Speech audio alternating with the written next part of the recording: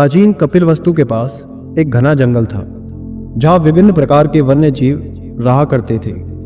उस जंगल के किनारे एक छोटा सा गांव बसा हुआ था जिसके लोग शांति और सद्भाव से रहा करते थे।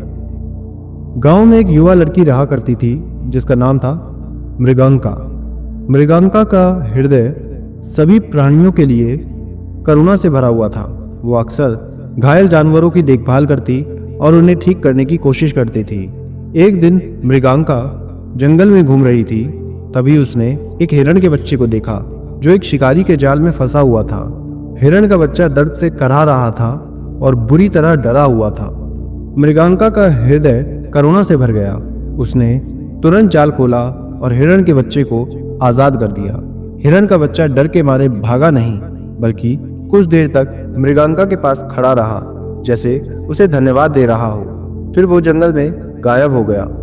उस घटना के बाद मृगांका अक्सर उस स्थान पर जाती थी जहां उसने हिरण के बच्चे को बचाया था। एक दिन उसने देखा कि एक शिकारी उसी जगह पर फिर से जाल बिछा रहा है। मृगांका ने शिकारी से ऐसा ना करने का अनुरोध किया, लेकिन शिकारी ने उसकी बात ना सुनी। मृगांका बहुत दुखी हुई। वो जानती थी कि शिकारी फिर से किसी निर्दोष जानवर को फंसा लेगा। उसने सोचा कि उसे कुछ करना चाहिए। अगले दिन मृगांका चुपके से जंगल में गई और शिकारी के सभी जालों को काट दिया। जब शिकारी वापस आया और अपने जाल टूटे हुए देखे तो वो बहुत क्रोधित हुआ। उसने सोचा कि ये किसी जानवर का काम होगा।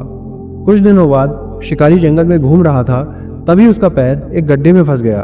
उसने निकलने की बड़ी कोशिश की, लेकिन वो बुरी तरह से फंस गया था और दर्द से कराह रहा था। मृगांका ने शिकारी की कराह सुनी और उसकी मदद के लिए दौड़ी आई। उसने शिकारी को गड्ढे से बाहर निकाला और उसके घायल पैर पर पट्टी बांधी।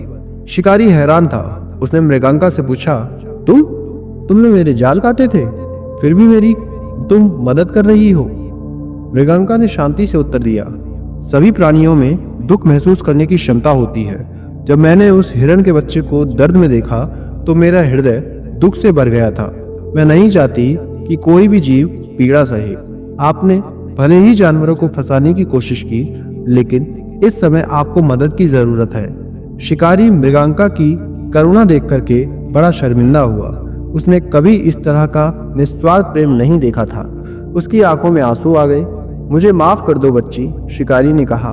मैंने कभी इस तरह से नहीं सोचा था। मैं सिर्फ अपने परिवार का पेट भरने के लिए शिकार करता था, लेकिन मैंने कभी जानवरों के दर्द पर ध्यान ही नहीं दिया।